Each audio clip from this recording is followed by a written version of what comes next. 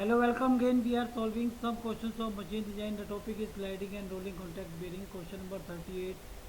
From gate zone 18 ME-01 is a self-aligning ball bearing has a basic dynamic load rating C10 for 10 revolutions, 10/6 revolutions of 35 kilonewton.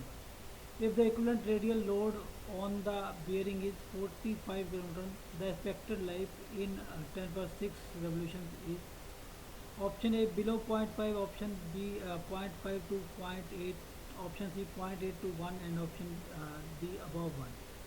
So we know that the life of bearing is given by C by W raised to power K into 10 per 6, where L is life rating and C is your dynamic basic dynamic load rating for 10 per 6 revolutions.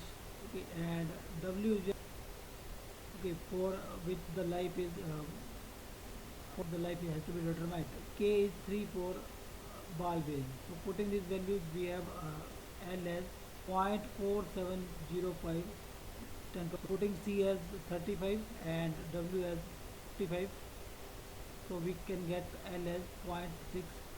So it should be below 0.5 per 6. So that